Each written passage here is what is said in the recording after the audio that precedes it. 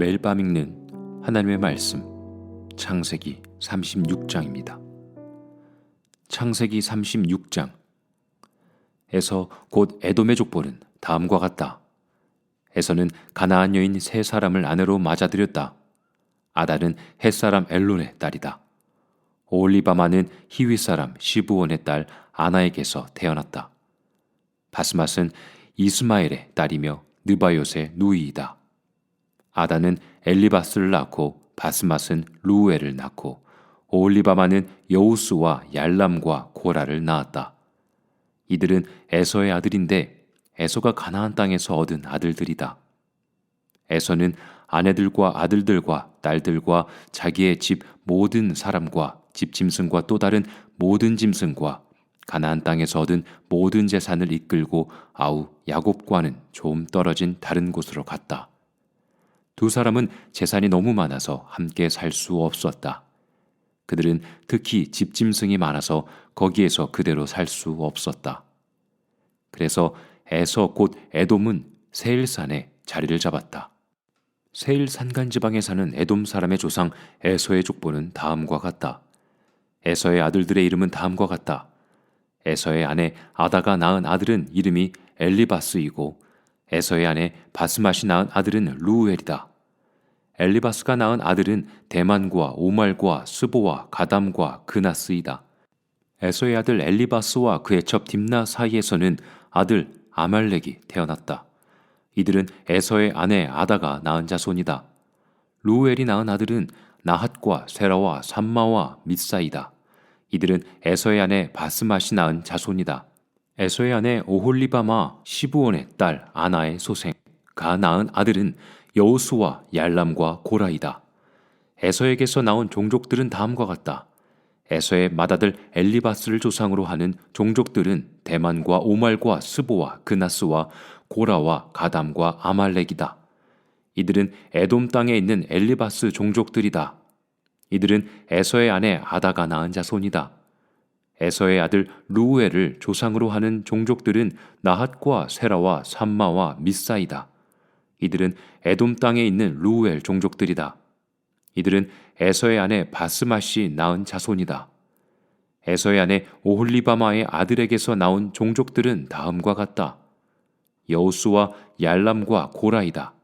이들은 에서의 아내 오홀리바마 아나의 딸 낳은 아들들에게서 나온 종족들이다. 이들은 에서 곧 에돔의 아들들이다. 이들이 족장들이 되었다. 에돔 땅의 원주민들도 종족별로 갈리는데 각 종족의 조상들을 거슬러 올라가면 호리 사람인 셀의 아들들에게로 가서 닿는다. 셀의 자손에게서 나온 종족들은 로단과 소발과 시브온과 아나와 디손과 에셀과 디산이다. 이들은 에돔 땅에 있는 셀의 아들들로서 호리 사람의 종족들이다. 로단에게서 나온 종족은 호리와 헤맘과 딥나, 로단의 누이이다. 소발에게서 나온 종족은 알완과 마나핫과 에발과 스보와 오남이다. 시브온의 아들은 아야와 아나이다.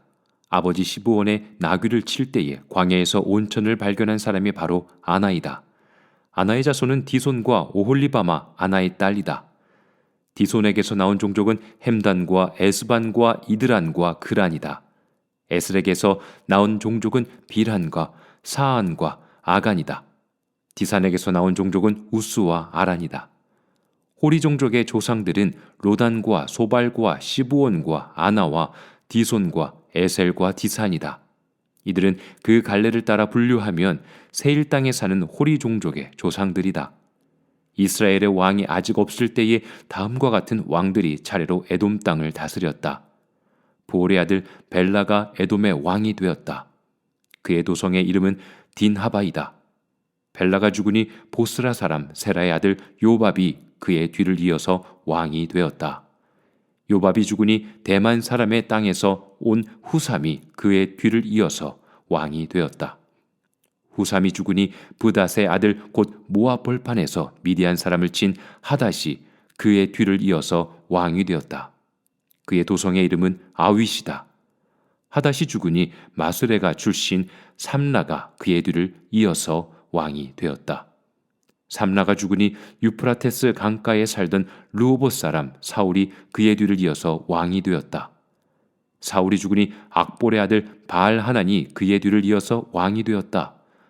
악볼의 아들 바알 하난이 죽으니 그의 뒤를 이어서 하닷이 왕이 되었다.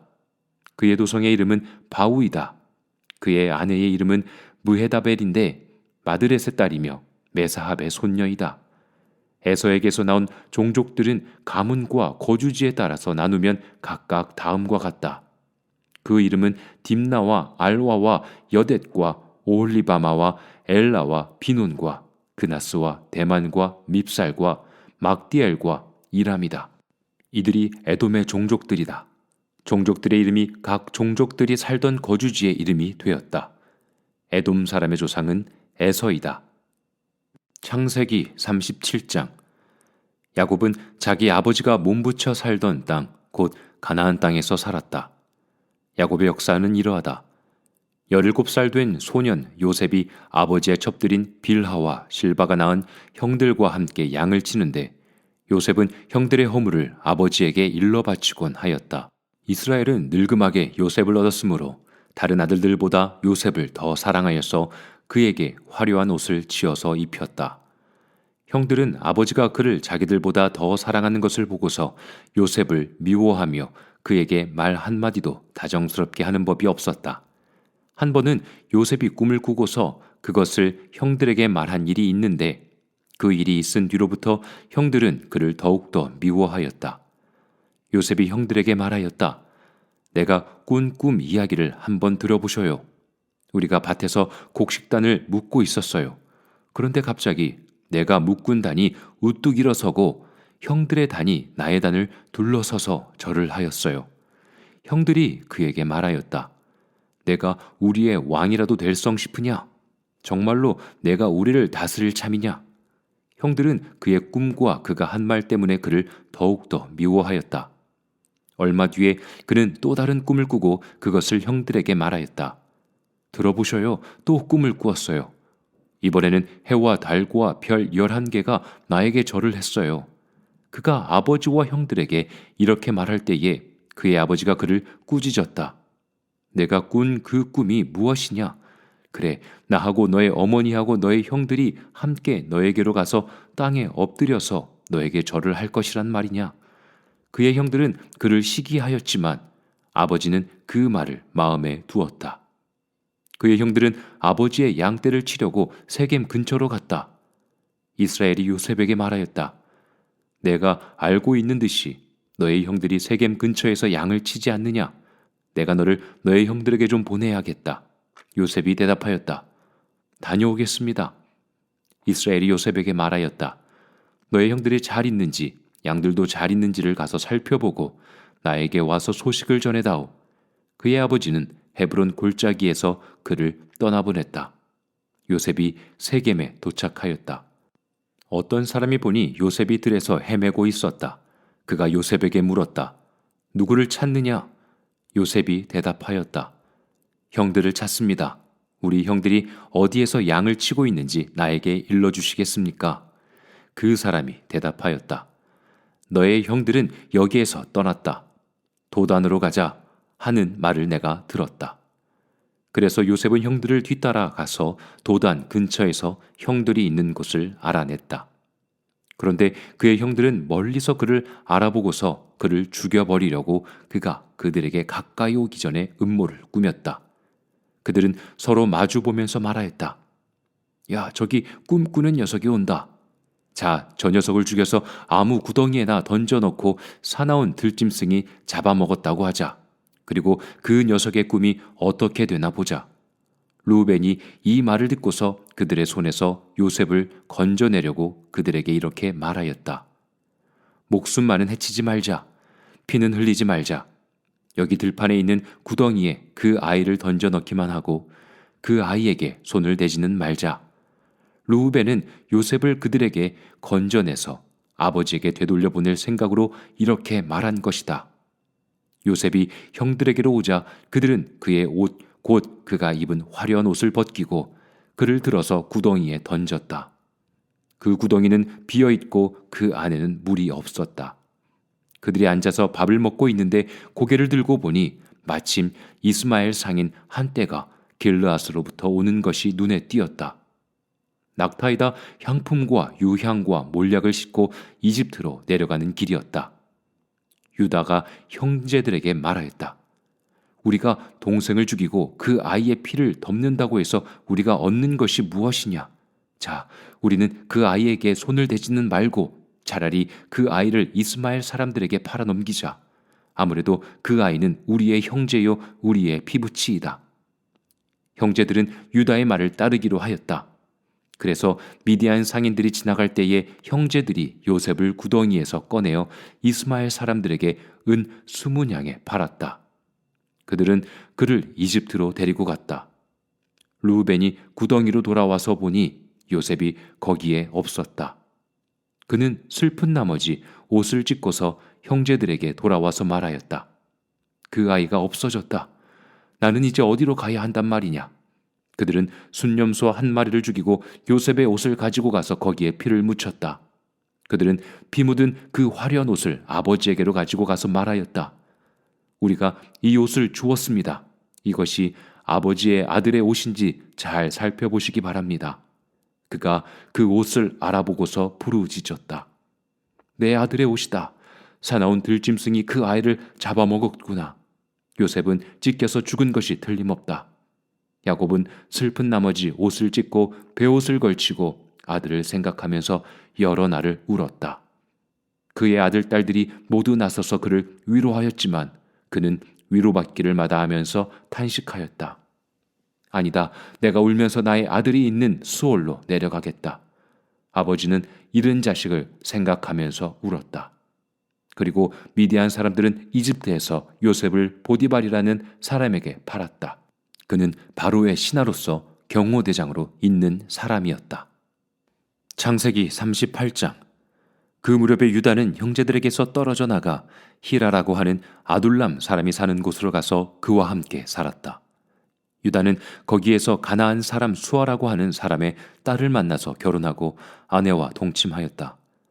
그가 임신하여 아들을 낳으니 유다가 그 아들 이름을 에르라고 하였다. 그가 또 임신하여 아들을 낳았다. 이번에는 아이의 어머니가 그 아들 이름을 오난이라고 하였다. 그가 또다시 아들을 낳고 이름을 셀라라고 하였다. 그가 셀라를 낳은 곳은 거십이다. 유다가 자기 맏아들 에르를 결혼시켰는데 그 아내의 이름은 다말이다. 유다의 맏아들 에르가 주님께서 보시기에 악함으로 주님께서 그를 죽게 하셨다. 유다가 오난에게 말하였다. 너는 형수와 결혼해서 시동생으로서의 책임을 다하여라. 너는 내 형의 이름을 이을 아들을 낳아야 한다. 그러나 오난은 아들을 낳아도 그가 자기 아들이 안 되는 것을 알고 있었으므로 형수와 동침할 때마다 형의 이름을 이을 아들을 낳지 않으려고 정액을 땅바닥에 쏟아 버리곤 하였다. 그가 이렇게 한 것이 주님께서 보시기에 악하였다. 그래서 주님께서는 오난도 죽게 하셨다. 유다는 자기의 며느리 다말에게 말하였다. 나의 아들 셀라가 다 클 때까지 너는 내 친정 아버지 집으로 돌아가서 과부로 살고 있거라.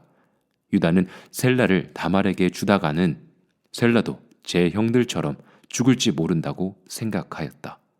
그 뒤에 오랜 세월이 지나서 수아의 딸 유다의 아내가 죽었다. 곡을 하는 기간이 끝났을 때에 유다는 친구 아둘람 사람 히라와 함께 자기 양들의 털을 깎으러 딥나로 올라갔다. 다말은 너의 시아버지가 양털을 깎으러 딥나로 올라간다 하는 말을 전해 듣고서 과부의 옷을 벗고 너울을 써서 얼굴을 가리고 딥나로 가는 길에 있는 에나의 먹이에 앉았다. 그것은 막내 아들 셀라가 이미 다 컸는데도 유다가 자기와 셀라를 짝지어주지 않았기 때문이다. 길을 가던 유다가 그를 보았지만 얼굴을 가리고 있었으므로 유다는 그가 창녀인 줄 알았다. 그래서 유다는 그가 자기 며느리인 줄도 모르고 길가에 서 있는 그에게로 가서 말하였다. 너에게 잠시 들렸다가 가마. 자, 들어가자. 그때에 그가 물었다. 저에게 들어오시는 값으로 저에게 무엇을 주시겠습니까? 유다가 말하였다. 나의 가축대에서 새끼 염소 한 마리를 보내마. 그가 물었다. 그것을 보내실 때까지 어떤 물건이든지 반보물을 주시겠습니까? 유다가 물었다. 내가 너에게 어떤 담보물을 주랴? 그가 대답하였다. 가지고 계신 도장과 허리끈과 가지고 다니시는 지팡이면 됩니다. 그래서 유다는 그것들을 그에게 맡기고서 그에게 들어갔는데 다말이 유다의 아이를 임신하게 되었다. 다말은 집으로 돌아와서 너울을 벗고 도로 과부의 옷을 입었다. 한편 유다는 자기 친구 아둘람 사람 편에 새끼 염소 한 마리를 보내고 그 여인에게서 담보물을 찾아오게 하였으나 그 친구가 그 여인을 찾지 못하였다. 그 친구는 거기에 사는 사람들에게 에나임으로 가는 길 가에 서 있던 창녀가 어디 있냐고 물었다. 그러나 그들의 말이 거기에는 창녀는 없다고 하였다.